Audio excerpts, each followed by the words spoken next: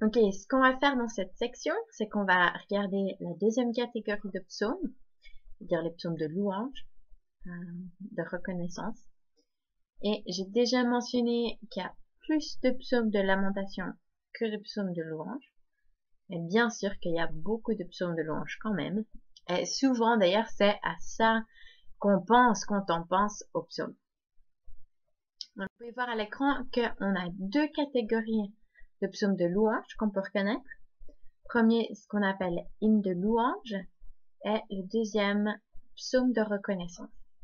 Bien sûr, en fait, vous pouvez les appeler différemment, mais c'est juste une manière de les identifier, d'identifier qu'il y a deux genres différents. Alors, qu'est-ce qu'un hymne de louange et qu'est-ce qu'un psaume de reconnaissance? Les hymnes de louange sont des psaumes qui louent Dieu pour ce qu'il est, ce qu'il a fait, dans le sens des grandes choses qu'il a fait, les choses qu'il fait en général. C'est des psaumes qui louent Dieu parce que c'est un Dieu créateur, parce qu'il a délivré Israël d'Égypte, ou parce qu'il est celui qui protège, il est celui qui pourvoit la moisson chaque année, c'est celui qui a pris soin d'eux dans le désert, et ainsi de suite. Donc, les psaumes de louange, c'est des psaumes qui sont plutôt, ces hymnes de louange, c'est des psaumes qui sont généraux, qui louent Dieu pour sa nature, son caractère et les grandes choses qu'il a fait. Les psaumes de reconnaissance, comme on les appelle, c'est des psaumes de louange qui remercient Dieu pour des réponses spécifiques à des prières. En fait, c'est un peu l'opposé des psaumes de lamentation. Un psaume de lamentation, comme on a vu dans la section d'avant, c'est un psaume où on a un cri à Dieu pour une délivrance de l'oppression de l'ennemi, alors qu'un psaume de reconnaissance, c'est « Oh Dieu, j'ai crié à toi et tu m'as délivré ». C'est un psaume de lamentation, ça dit « Seigneur, guéris-moi, je suis mourant, je m'en vais dans le séjour des morts ». Un psaume de reconnaissance dira « J'ai crié à toi dans le lieu de la détresse et tu as répondu à ma prière ». Donc c'est tout de la louange, mais alors que vous lisez le psaume, vous pouvez observer, interpréter, chercher l'occasion et identifier les différences. Les hymnes de louange, probablement, on aura des occasions, qui est sûrement où le psalmiste, si voulait simplement écrire quelque chose qui exprime son cœur à Dieu. On a tous des moments comme ça où d'un coup on a envie de chanter ou de dire un psaume, des chants, ou dire à Dieu, le louer pour qui il est, pour ce qu'il a fait, en général, pour sa fidélité dans la vie, dans le sens un aperçu général, quoi. Et que les psaumes de reconnaissance, c'est vraiment personnel. Souvent, on peut identifier l'occasion où le psalmiste, l'occasion dans laquelle le psalmiste il va faire son psaume, alors que vous observez attentivement.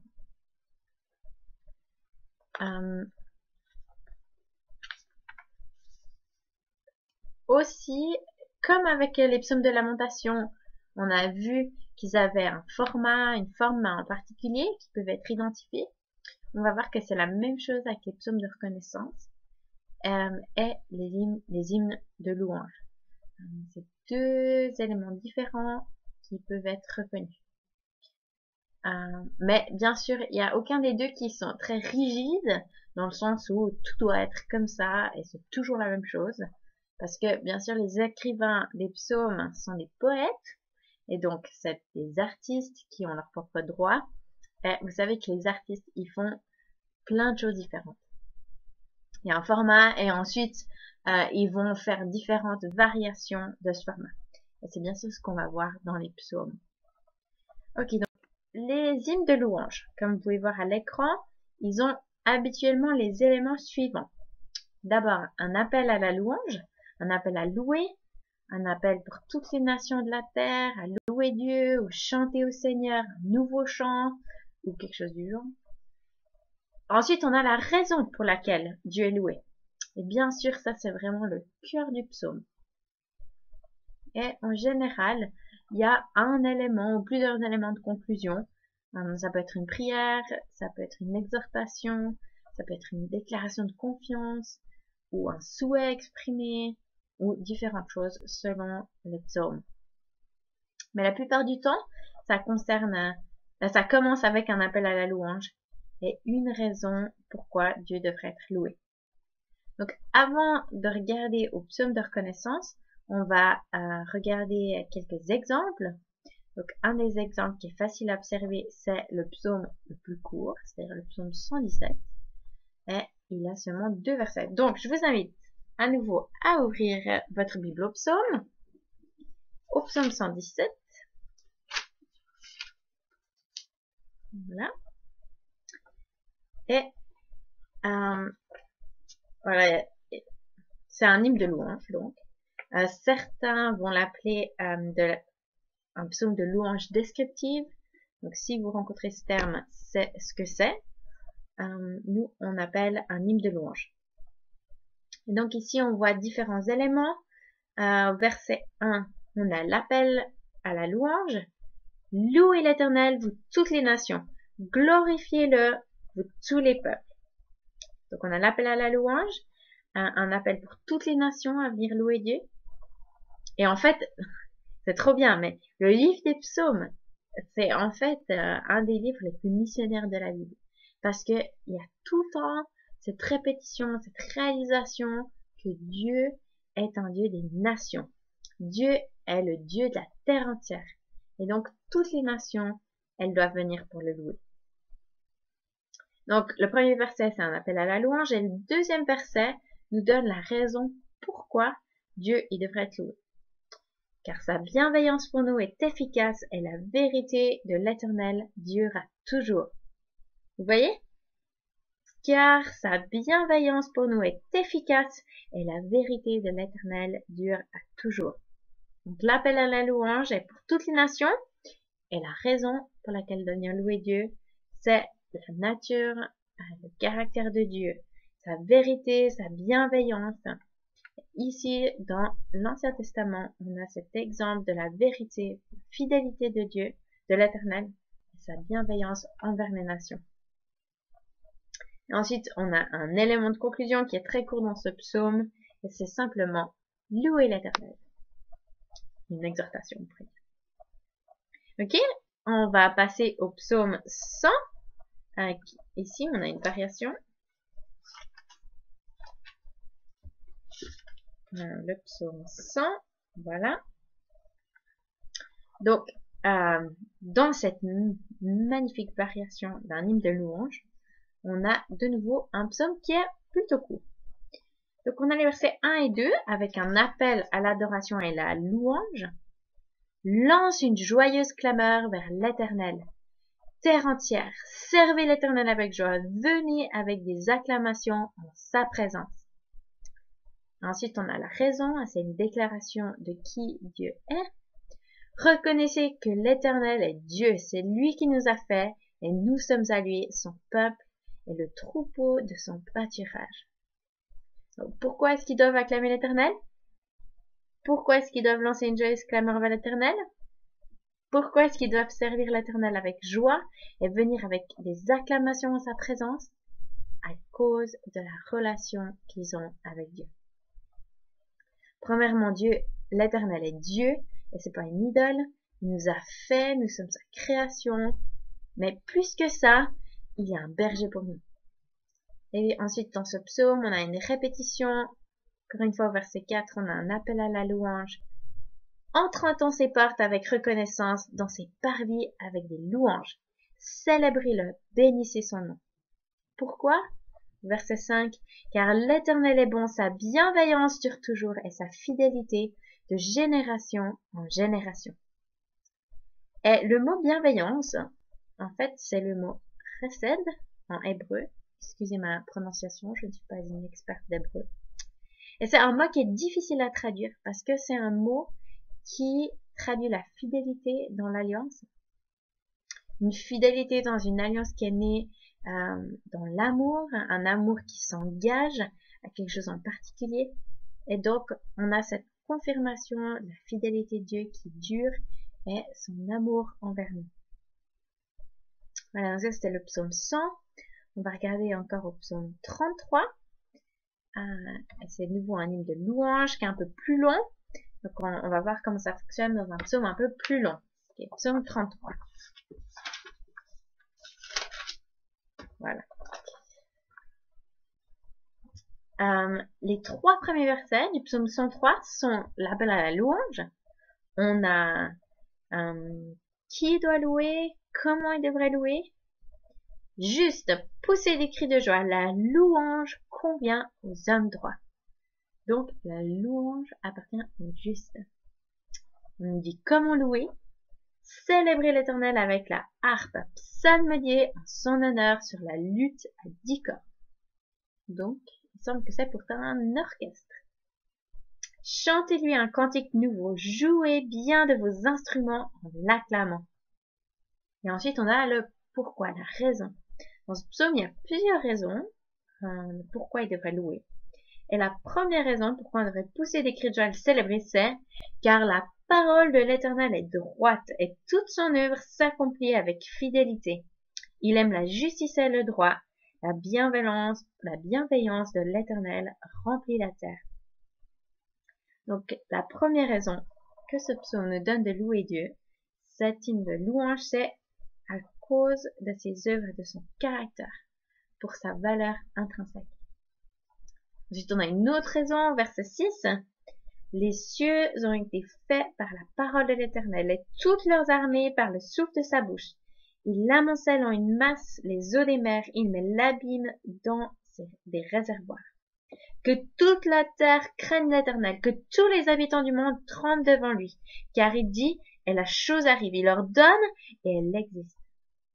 Les versets 6 à 9 parlent de Dieu le Créateur, la raison pour laquelle on loue Dieu, de sa merveilleuse, puissante, magnifique création.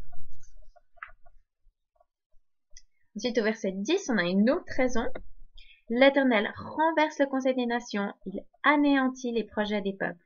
Le conseil de l'Éternel subsiste à toujours, et les projets de son cœur de génération en génération. Heureuse la nation dont l'Éternel est Dieu. Heureux le peuple qu'il a choisi pour son héritage. On a une autre raison, et c'est la grandeur de Dieu dans les nations. Une fois de plus, on a des raisons qui sont grandes, générales, pourquoi on devrait louer Dieu. L'Éternel regarde du haut des cieux, il voit tous les humains. Du lieu de sa demeure, il observe tous les habitants de la terre, lui qui forme leur cœur à tous, qui est attentif à toutes leurs œuvres. Si donc on a l'omniscience de Dieu, on le loue parce qu'il sait tout. Point de roi qui soit sauvé par une grande armée. Le héros n'est pas délivré par une grande force. Le cheval n'est qu'une illusion pour assurer le salut. Et toute sa vigueur ne donne pas la délivrance. Donc la louange, elle est pour Dieu parce que c'est lui qui donne la victoire. C'est lui qui sauve, c'est lui qui délivre, c'est lui qui est la protection d'Israël. Et on peut donc voir dans ce psaume différentes raisons pour lesquelles Dieu doit être loué.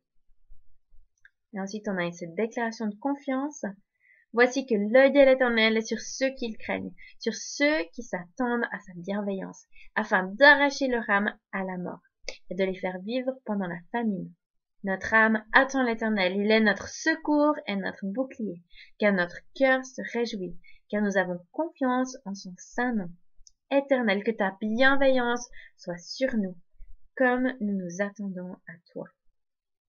Donc, voilà, on a un psaume qui est un peu plus long, un psaume de louange, pour les différentes raisons que j'ai mentionnées, et il termine avec cette déclaration de confiance en Dieu, tout particulièrement. Là, on va regarder encore un de plus, c'est le psaume 95.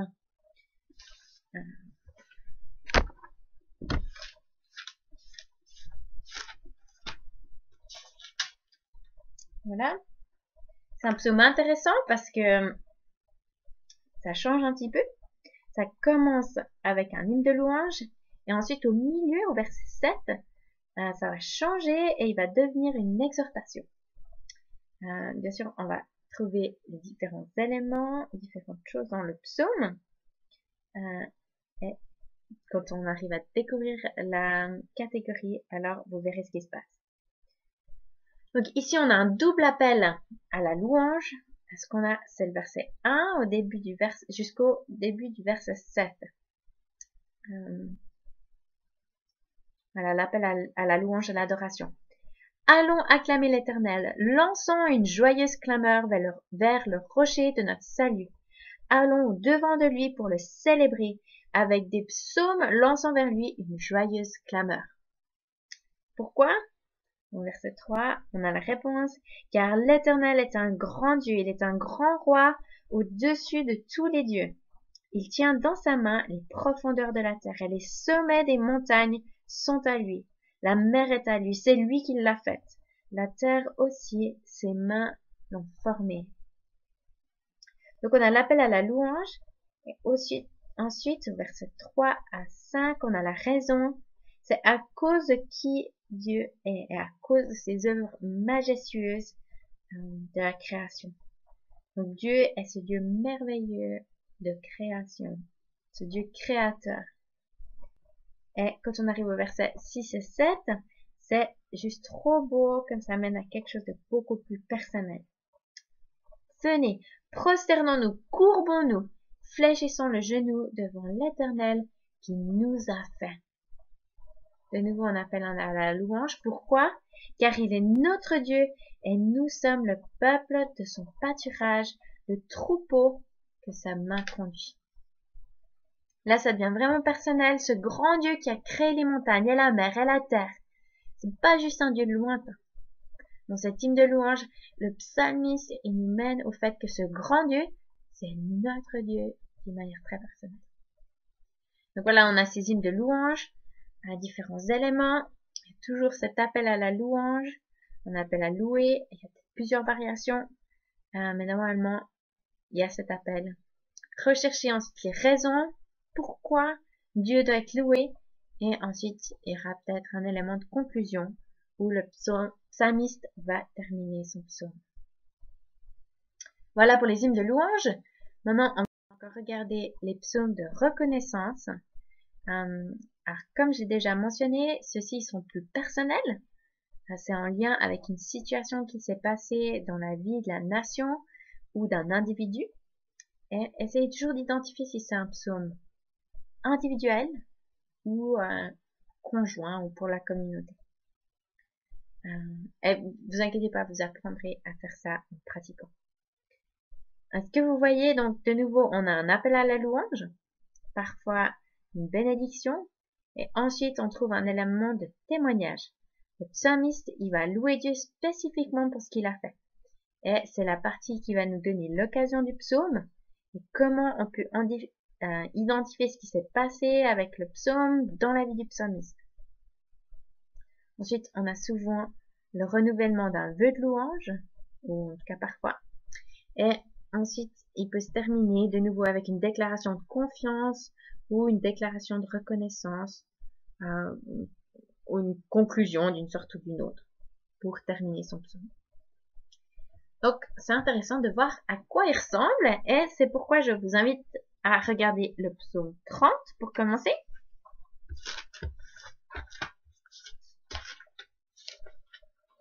Voilà, psaume 30.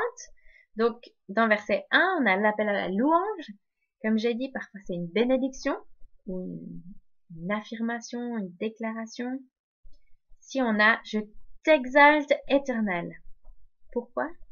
Car tu m'as relevé, tu n'as pas laissé mes ennemis se réjouir à mon sujet. Donc, on a un court élément de bénédiction ici. « Je t'exalte, Éternel ». Et dans ce psaume, on entre directement dans ce qui se passe et on a le témoignage. Le témoignage, la raison pour laquelle ce psaume est ici, c'est David qui exalte Dieu parce qu'il l'a relevé. En d'autres termes, il l'a délivré de ses ennemis. Ensuite, on a le témoignage qui continue. Éternel mon Dieu, j'ai crié à toi et tu m'as guéri. Éternel, tu fais remonter mon âme du séjour des morts. Tu m'as fait revivre loin de ceux qui descendent dans la fosse. Donc ici, on a de manière très claire une compréhension de psaume de reconnaissance. C'est-à-dire que il était malade. Il avait des ennemis qui se réjouissaient de ça. Et on l'a déjà mentionné dans les psaumes de lamentation. Et c'est ici qu'on a la réponse. C'est fait que Dieu, il a répondu à ce cri dans la lamentation pour une guérison. Parce qu'ici, on a le témoignage. Dieu l'a relevé du séjour des morts où il avait peur de s'y retrouver. Et il l'a restauré à la vie. Donc après, on a un appel à la louange. Psalme dit en l'honneur de l'Éternel. Vous, ses fidèles, célébrez son saint nom. Pourquoi? Car sa colère dure un instant, mais sa faveur toute la vie. Le soir arrive, les pleurs, et le matin, la jubilation. Ainsi, on a donc un petit peu plus de témoignages et on peut voir un petit peu plus la situation de l'intérieur. Et ce qu'on réalise dans ce psaume, c'est que David il traversait un temps difficile, puis peut-être à cause de la discipline de l'Éternel dans sa vie, une discipline basée sur l'amour. Je disais dans ma tranquillité, je ne chancellerai jamais. Éternel, par ta faveur, tu avais puissamment affermi ma montagne. Il semble que cette déclaration, elle vient d'une attitude d'arrogance ou d'orgueil. Quand il dit « je ne chancellerai jamais », comme s'il voulait prendre la gloire pour lui-même. Mais ce qui s'est passé, c'est à cause de la discipline d'amour de Dieu. David il va pouvoir dire « tu cachas ta face et je fus troublé ». Et ensuite, on a un peu plus du témoignage. Ce qui s'est passé, il semble que David est tombé malade. C'est comme ça qu'il avait l'impression que Dieu il cachait sa face de lui. Il a dit « Éternel, j'ai crié vers toi, j'ai supplié l'Éternel ». Qu'est-ce qu'il a prié dans le psaume de lamentation? Que gagnes-tu à verser mon sang, à me faire descendre dans le gouffre? La poussière te célébrera-t-elle? Racontera-t-elle ta vérité? Et il a fait ce cri à Dieu à ce moment. Écoute, Éternel, fais-moi grâce. Éternel, sois mon secours. Et ensuite, on a un témoignage parce que Dieu il a répondu à cette prière. C'est ce qui rend ce psaume un psaume merveilleux de reconnaissance. Parce que Dieu il a répondu à une prière très spécifique. Tu as changé mon deuil en allégresse. Tu as délié mon sac et tu m'as ceint de joie afin que tout mon être psalmodie en ton honneur et ne soit pas muet. Éternel mon Dieu, je te célébrerai toujours. Et c'est donc comme ça qu'il termine ce psaume, ce merveilleux psaume de reconnaissance. Okay, on va encore regarder le psaume 116. C'est un psaume un peu plus long.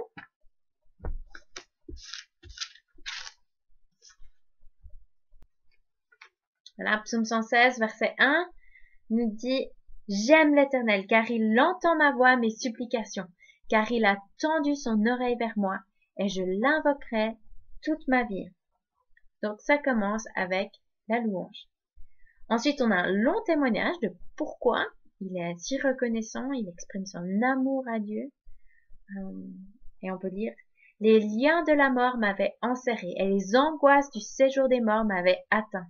J'avais atteint le fond de la détresse et du chagrin, mais j'invoquais le nom de l'Éternel. Je t'en prie, Éternel, sauve mon âme. » Donc c'était son cri, sa prière, et ensuite on a ce témoignage. L'Éternel fait grâce et il est juste, notre Dieu est compatissant. L'Éternel garde les simples. J'étais affaibli et il m'a sauvé. Mon âme retourne à ton repos, car l'Éternel t'a fait du bien. Donc après toutes les difficultés, la détresse, les problèmes, Dieu il a répondu à ses prières. Et donc on a ce psaume comme témoignage de la fidélité de Dieu en répondant à cette prière. Et il continue avec un témoignage au verset 8.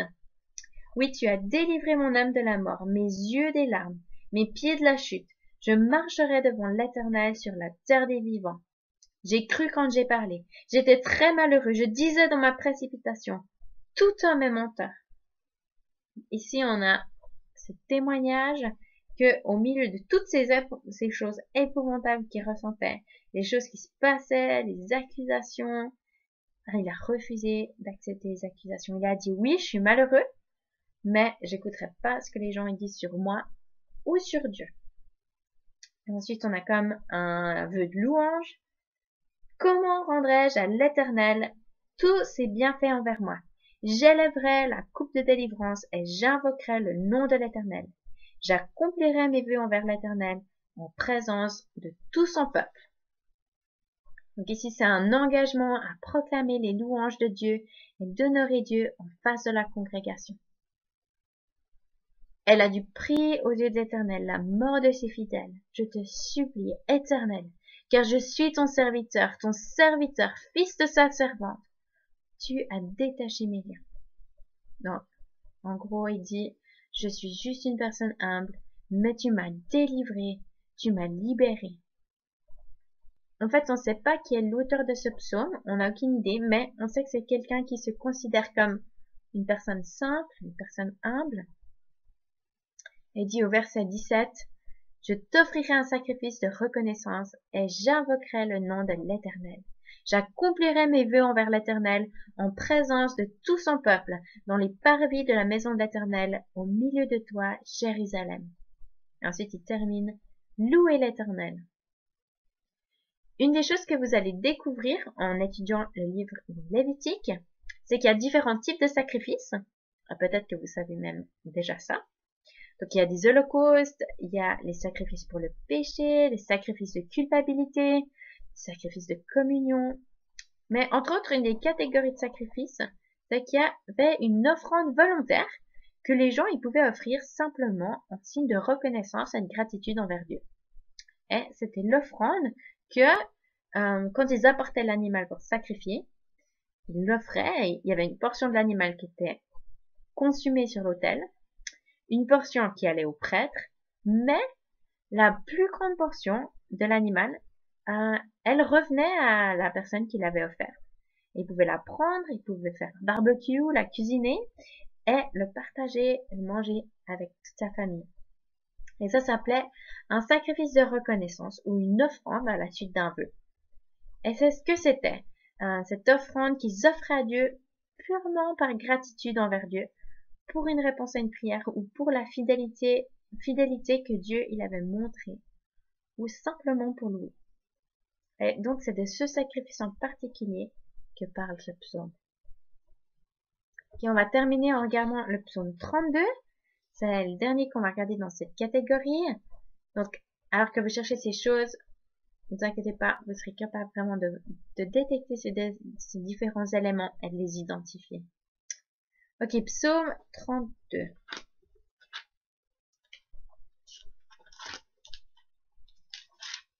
Voilà. C'est un psaume qui célèbre le pardon.